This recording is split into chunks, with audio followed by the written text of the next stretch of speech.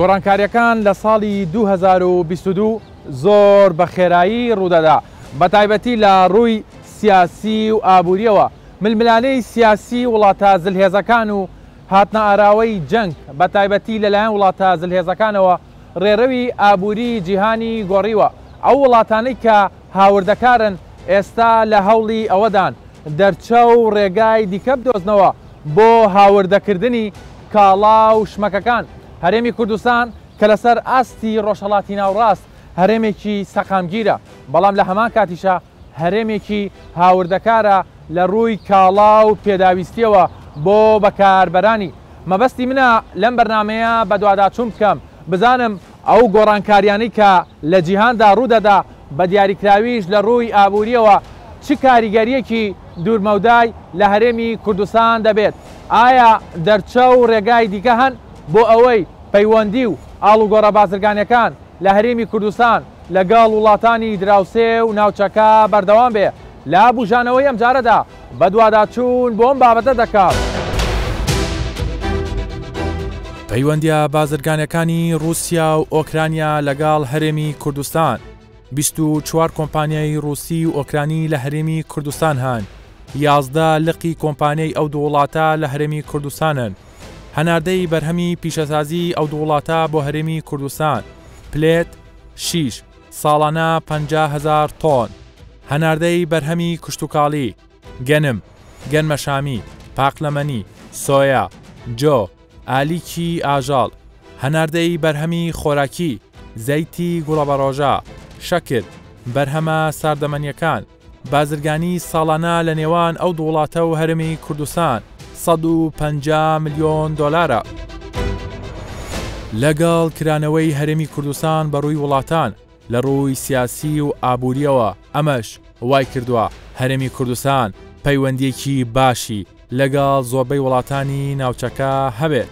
مەبەستی منە بە دوواداچوونێک بۆ ئەم بابەتە بکەم لەسەر دۆخی ئابووری بە دیاریکراویش لە ساڵی 2022 کە بە ساڵێکی تەواو جیاواز دادەنرێ لە ڕووی سیاسی و ئابووریەوە ئێساش لەگەڵ دروستبوونی ئەو جەنگا لەلایەن رووسیا و ئۆکرانیەوە کاریگەری لەسەر هەرێمی کوردستان چییە؟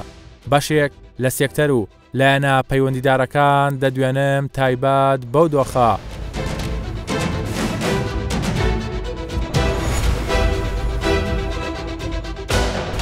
سەرەتا ئەتوانین بڵێن گەورەترین ڕوودا و کە ساڵی 2022 یەکلایی کردەوە کە چه ساڵێک دەبێ ئایا قورس دەبێ یاننا لە ڕۆ سیاسەکەیەوە ئاماژەکانمان پێ ئەڵێ ئەویش ئەو شەڕەی نێوان رووسیا و ئۆکرانیا بوو یان بە شێوازێکی کە بڵین دارگیرکردنی ئۆکرانیا لەلایەن رووسیاوە کە دەتوانین بڵین ئەمە چەند هۆکارێکی هەم ئاسایشی لە پشتەوەیە هەم ئابووری لە پشتەوەیە و هەم سیاسی لە پشتەوەیە کە هەرسێ ئەتوانین بڵین هەرسێ هۆکارەکە ئەبێتە هۆکاری ئەوەی کە لە ڕووی جیۆپۆلیتیکیەوە جیهان دابەش ببێت چونکە بەشێکی ئەم شەڕە پەیوەندی بە گواستنەوەی مۆدێلی ئاسایشە لە ئەوروپاوە لە جیهانی خۆرئاوایەکانەوە بۆ لای سنوورەکانی دەوڵەتی رووسیا لە لایەکی کەشەوە ئەتوانین بڵین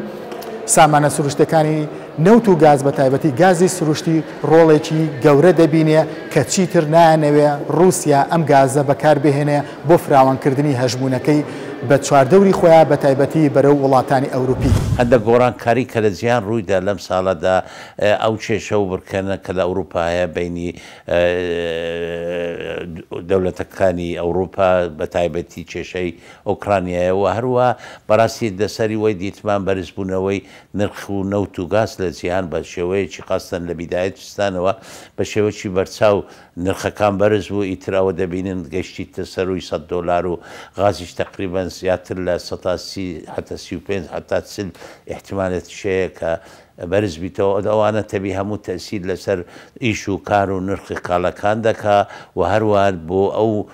بەرهەمهێنانی ئەو کاڵانە دەکا بۆیە دەبینین دیارە تۆزێ نرخەکان گۆڕانکاری لەسەر دێ ڕاستە شەڕ لە ئۆکرانیە بەڵام بەرزبوونەوەی نرخی نەوت زۆر کاریگەری کردووە لەسەر بازار من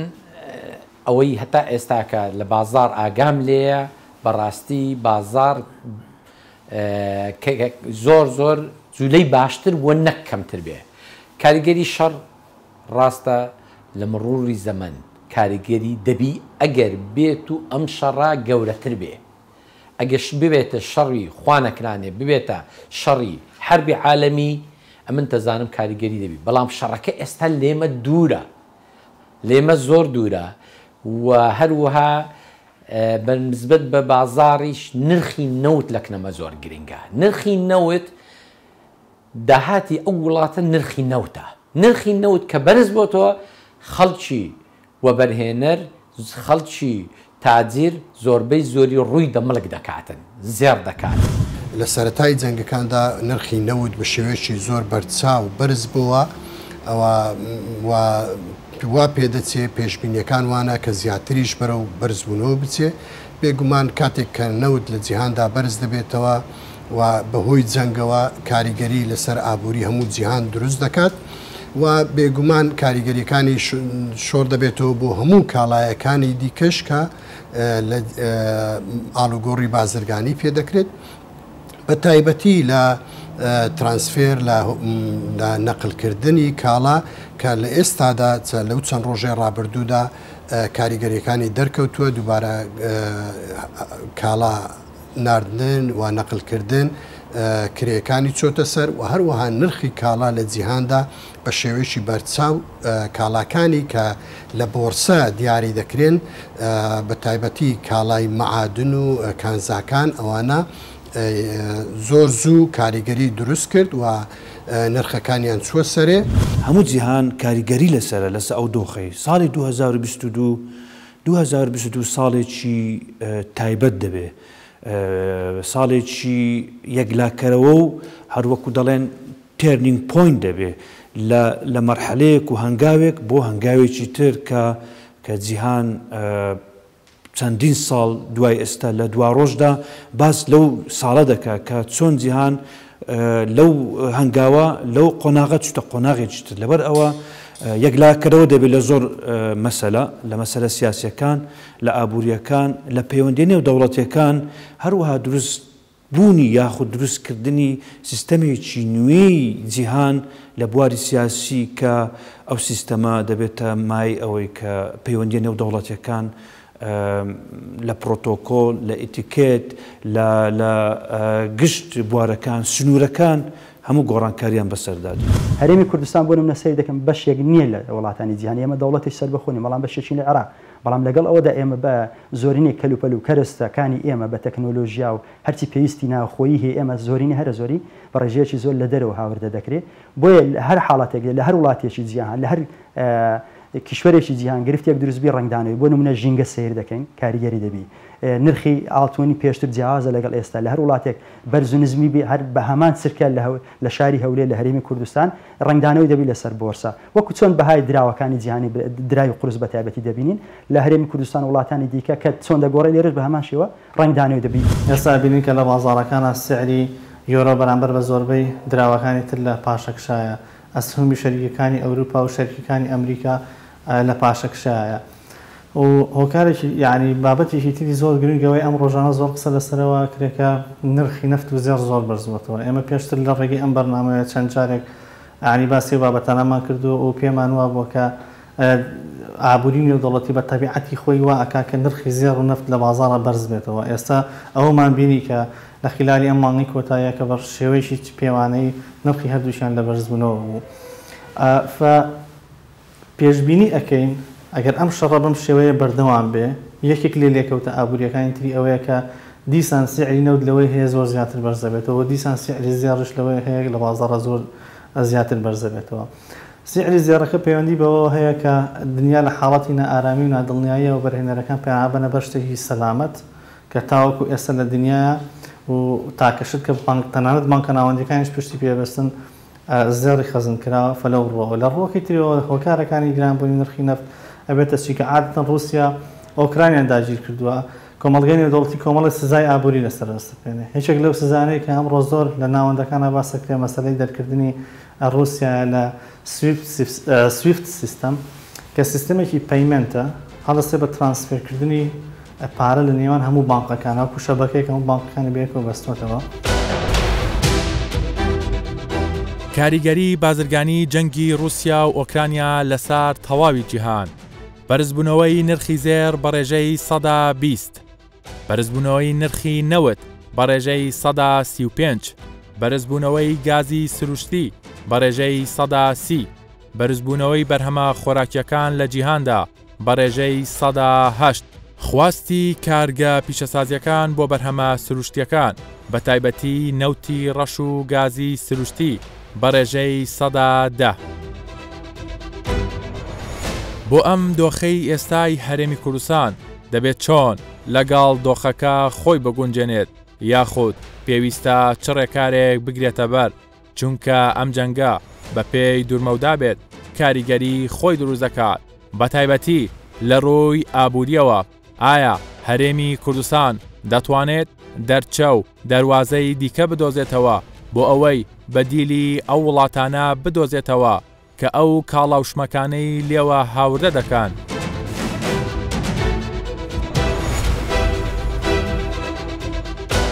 پێویستە لایەنی پەیوەندیدارەکان چەند ئاماژەکان خوێندنەوەکان بە شێوازێکی تر بخوێندنەوە، ئامادەکاری بکەن بۆ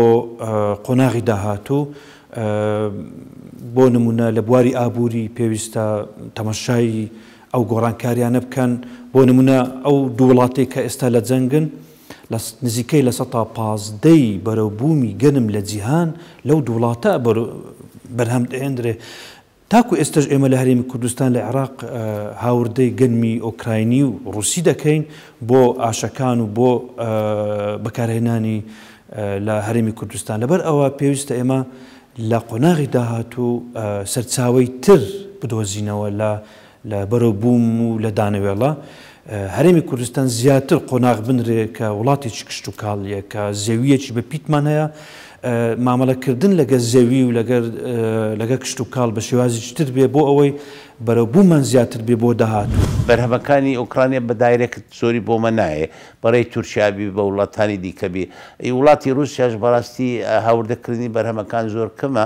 هەرچەند پەیوەندێکی ئابووری و تیجاری باشەیە لەگەڵ ئەو وڵاتەی، بەس دیاریشە ئێستا بەڕاستی پاش ئەو دانانی حسار و ئەو کێشانە ئێوی لە ئێستا جۆمان لێ دەبی لەو ڕۆژانە بە بۆنەی شەڕی لە ئۆکرانیا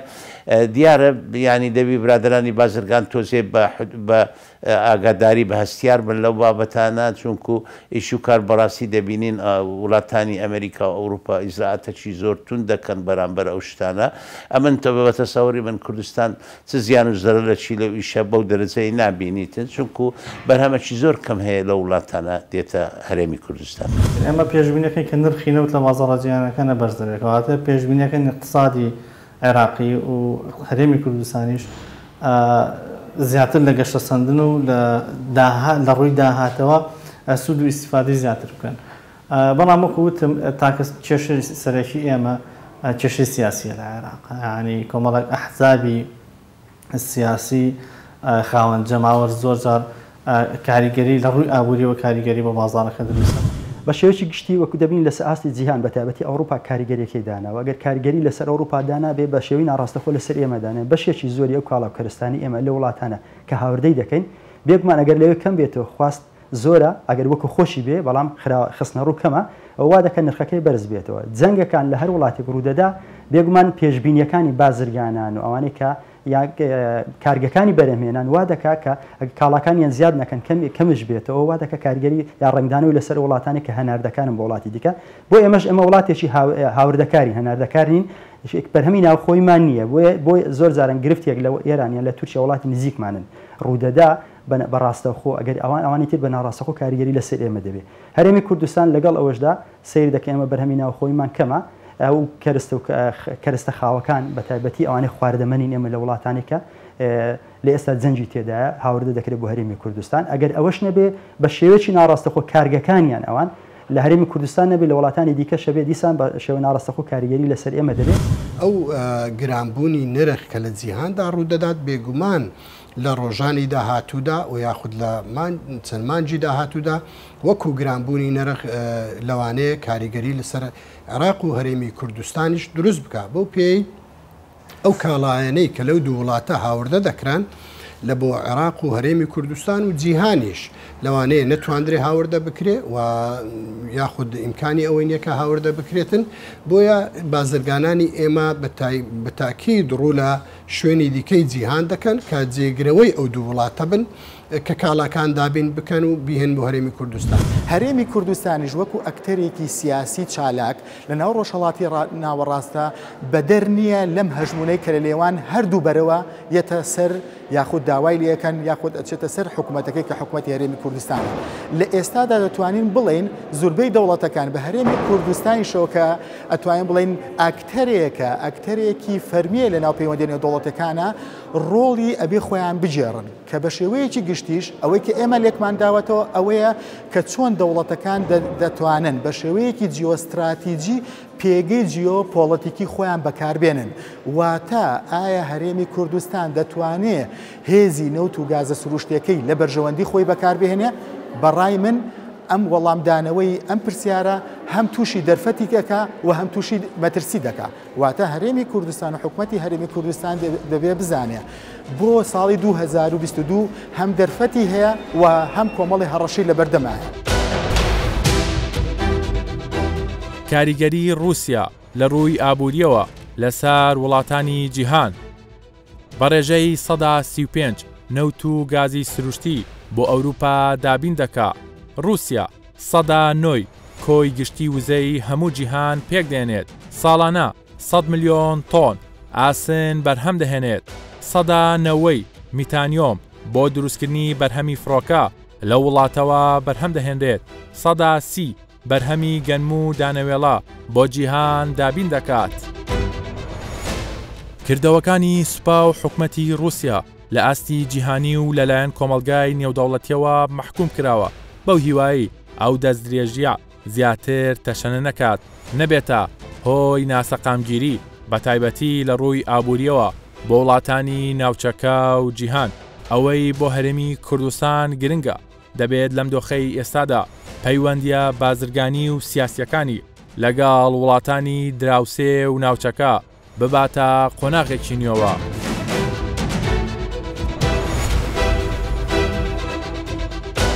بەڕاستی بخۆی بەرزبوونەوەی کاڵە یعنی ئەمڕۆ بازاری هەرێمی کوردستان بە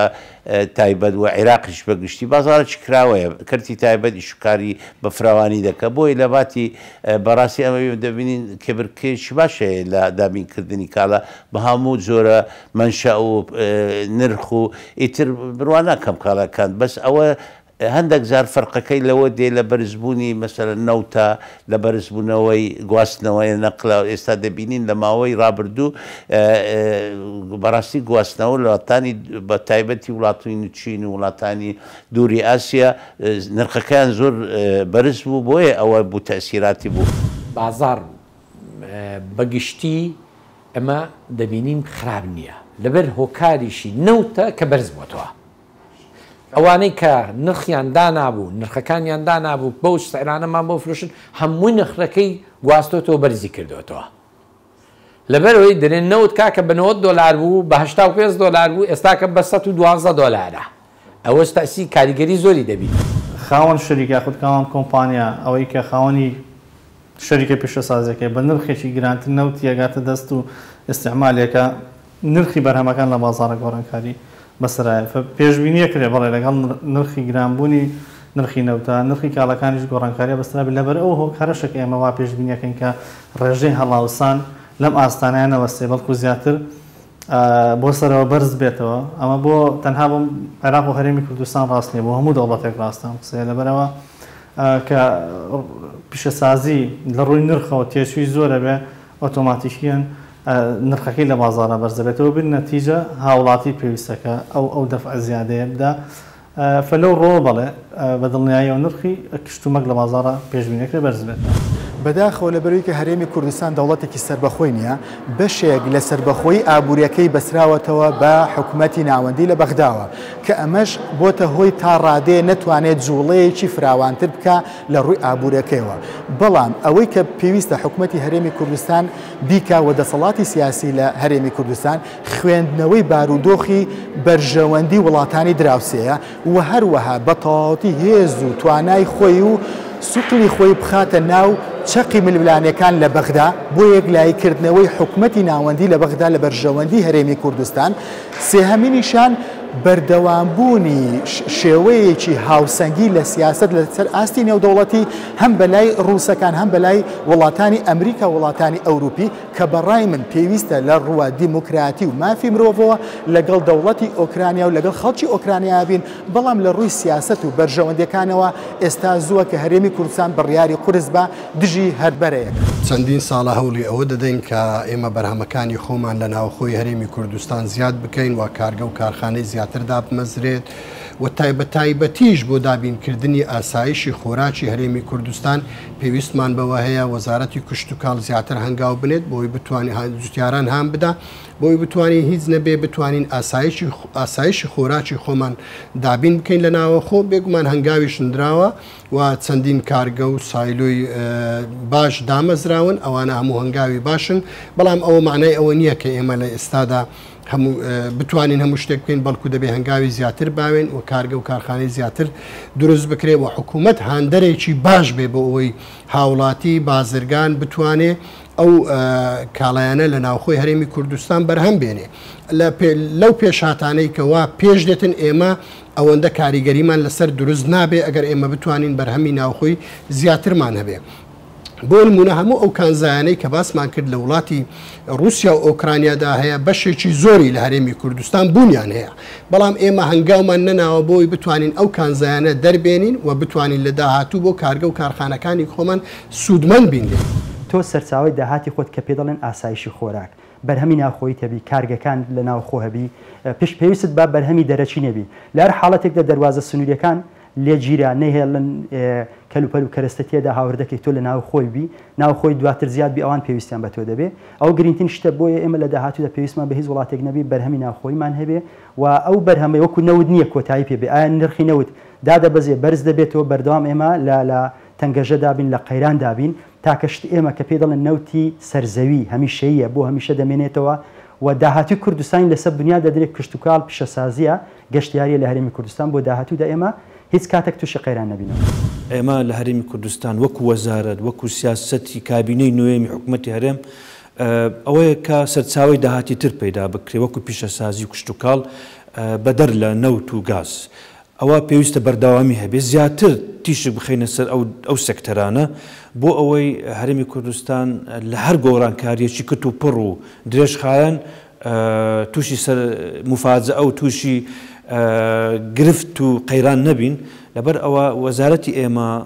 وەزارەتێکی گرنگە لە هەموو جیهان بازرگانی و پیشەسازی مانای ئەوەیە سیاسەتی بازرگانی و سیاسەتی پیشەسازی دادەڕێژێ بە پێی ئەو دەسەڵاتانی کە وەزارەت هەیەی هەوڵی ئەوە دەدەین کە لە دۆخێکی باشتر هەرێمی کوردستان خۆی ببینێتەوە لە مەرحەلەی داهاتوو ئەو دۆخە ببێتە مای ئەوەی دەرفەتی کاری زیاتر پێدا بکرێت بۆ ئەوەی ڕەخساندنی ژینگەیەکی ئابووری باشتر بۆ کارگەکان و خاوەن سەرمایەکان سەرمایە بیانی زیاتر بۆ خۆمە ڕابچێشین کە بڵین هەرێمی کوردستان ئەو سەقامگیری کە هەیەی ئیستغلال بکرێت بۆ ئەوەی پرۆژەی گەورەتر پرۆژەی استراتیجی زۆر پێویستە لە هەرێمی کوردستان بۆ ئەوەی ئەو پرۆژە استراتیجیان ببێتە مای ئەوەی کە هەرێمی کوردستان لە دوا ڕۆژدا کە دەبینە دەوڵەت هیوادارین کە ببێتە مادە و کەرستەی خاوی ئەو دەوڵەتداری کە ئێمە هەوڵی بۆ دەدەین. زیانەکانی جەنگی رووسیا و ئۆکرانیا لەسەر ئاستی جیهان زیانی کۆمپانیا و بازاڕە دارایەکان لە جیهاندا 1 تریلیۆن دۆلارە،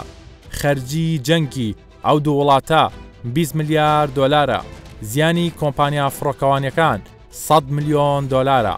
گواستنەوەی هێڵی ئاسنین زیاتر لە 20 میلیۆن دۆلار زیانی بەرکەوتووە.